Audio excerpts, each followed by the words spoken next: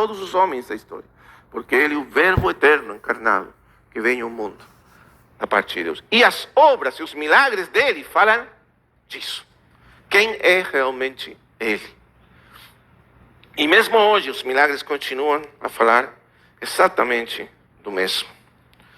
Então, esse é o sentido positivo. Se nós realmente viéssemos os milagres, quer dizer, entendêssemos o que significam eles, nós veríamos ele, veríamos a glória dele, veríamos a glória que ele tem como filho amado enviado pelo Pai ao mundo. E é isso que nós precisamos ver quando vemos os seus milagres. Então vamos ver o que nos diz esse milagre do capítulo 4. O que revela esse milagre sobre ele, a glória dele, revelada aí. Veja o capítulo 4 então, aquele homem rogando ao Senhor, desesperado pela situação do filho que está na beira da morte, ele roga ao Senhor curar o filho, descer com ele, ir lá na casa dele, curar o filho, mas o Senhor responde assim: se vocês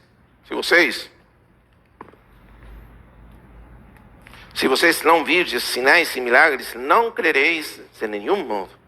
E isso parece que o Senhor está recusando responder à petição do homem. Parece como aquela ocasião da mulher cirofenícia, que o Senhor fala, até ele fala, não é bom, não é o certo tomar as comidas dos filhos e dar para os cachorros. Lembra disso? Muito forte a resposta. Mas ela insistiu. Mas até os cachorrinhos comem as migalhas que caem da mesa. E o Senhor, mulher, grande é a tua fé. E realmente é isso que ele queria, mostrar a fé dela. Que a fé dela fosse revelada. Aqui está acontecendo uma situação parecida. Esse homem está no desespero. O Senhor diz, não, se vocês não virem, quer dizer, vocês precisam de milagres para crer? Vocês precisam de sinais para crer? No sentido negativo, em que os judeus exigiam deles e mesmo assim não estavam dispostos a crer. Mas o homem, de alguma maneira, entende o que está acontecendo. E diz para ele, veja bem, veja que interessante o que diz.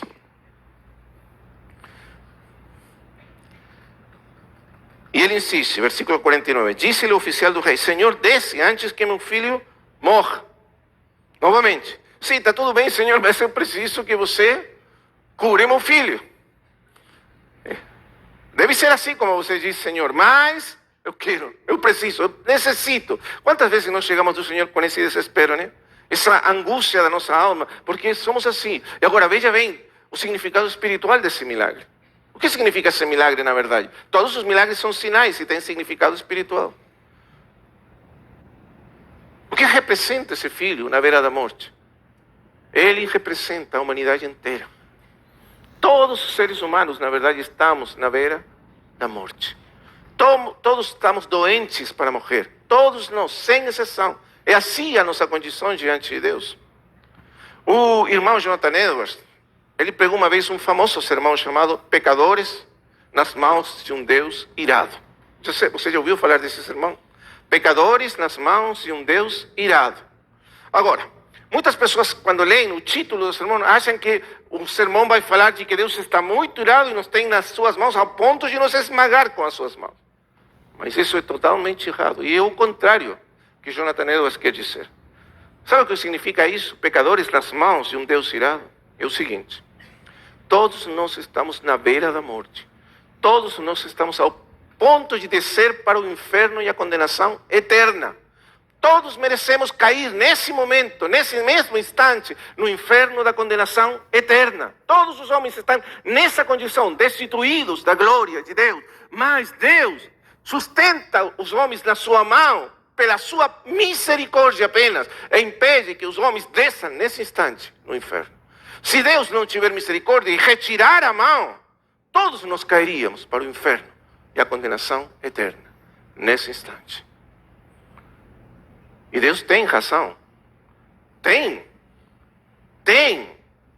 razão para retirar a sua mão e nos deixar cair no inferno. Porque Ele tem uma ira justa contra nós por causa dos nossos pecados. Mas a única razão pela qual Ele não o faz é porque Ele nos ama. Porque de tal maneira amou Deus ao mundo. Mas é assim que nós estamos, todos caminhando pelo borde do precipício, ao ponto de nos escorregar para a eternidade separados de Deus. Você já percebeu isso? Claro, nós nem percebemos isso. Estamos na nossa vida, vamos pela vida, com todas as coisas boas que tem a vida, pensando nisso, pensando naquilo, e nunca pensamos que a única razão pela qual estamos vivos é porque Deus ainda tem misericórdia de nós. Isto é assim que diz Jeremias nas Lamentações. É isto que eu vou meditar, pensar, trazer para o meu coração e para pensar profundamente. Isto vou pensar no meu coração. Pelas misericórdias de Deus não temos sido consumidos, porque nunca decaíram as suas misericórdias. Grandes são a cada manhã. É por isso apenas que todos os nossos pecadores não nos escorregamos nesse instante para o inferno. Agora, uma coisa interessante. O irmão Jonathan Edwards era um irmão muito sério, muito, vamos dizer, inexpressivo. Ele falava como se fosse um acadêmico, assim, até lia os sermões. Esse sermão ele liu, mas, irmão, esse sermão trouxe tal constrição, tal manifestação do Espírito Santo, que foi aí, nesse sermão, nesse dia, que começou o primeiro grande avivamento nos Estados Unidos. Porque os homens entenderam que se não for pela misericórdia, se não for pelo amor de Deus, todos mereceríamos, nesse instante, descer para o inferno. Todos estamos na beira da morte, como aquele filho.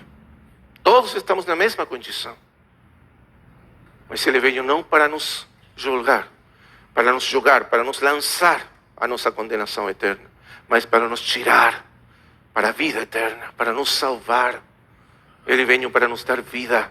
Ele não veio para nos condenar, mas para trazer perdão e vida eterna. Bendito seja o Senhor. Você já percebeu isso? Você tem esse o significado do Evangelho. O significado do Evangelho é que nós não merecemos nada. Não temos direito de nada. Não temos direito à compaixão divina. Não temos direito à misericórdia divina. Porque nós somos pecadores e merecemos a ira eterna de Deus. Mas Ele enviou seu Filho. Não para nos condenar, mas para nos salvar eternamente. Essa é a glória da graça de Deus revelada no Filho de Deus. E por isso mesmo, diante da dúvida, diante da falta de fé das pessoas, ele mesmo se reagia com amor e graça. Ele sabia que esse pai estava desesperado. Ele sabia que esse pai nem estava olhando para Jesus. Ele sabia que esse pai não merecia.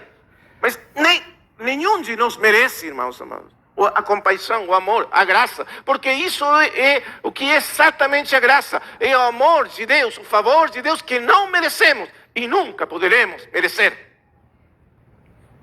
Se nós merecemos, já não é graça, é obra, diz Paulo.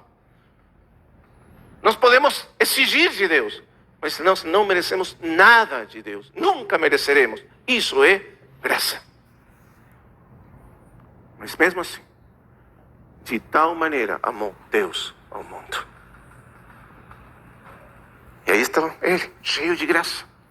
E mesmo ante essa fé pequena, excitante, quase que não é fé, mais desespero do que fé. Mas mesmo assim o Senhor age e fala para ele: muito bem, eu não vou descer com você. Você não precisa que eu desça.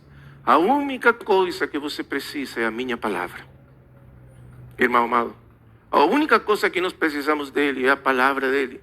Porque as palavras dele são espírito e são vida. Porque as palavras deles criaram todas as coisas que existem. Porque pela palavra de Deus tudo foi feito. Pela palavra de Deus tudo será refeito novamente numa nova criação. Ok. Desculpe. Aí sim. Tudo será feito novo. As palavras deles são palavras de poder, de vida. Vida eterna. Vê, teu filho vive. Bendito seja o Senhor. A palavra do Evangelho que tem poder para salvar a todos os que creem nela. Por isso Paulo diz: eu não tenho vergonha do Evangelho, porque é poder de Deus para salvar, para dar vida a todos os que creem nela. É isso que nós precisamos anunciar, pregar. É a palavra do Evangelho a que salva. Irmãos, não estou falando de evangelismo. Muitos irmãos, quando escutam falar da palavra, da pregação do evangelho, na hora vem para a mente evangelismo. Mas evangelismo é o que nós fazemos, é uma obra nossa, é a nossa atividade. Mas o evangelho não é o que nós fazemos, é o que Deus fez por nós em Cristo.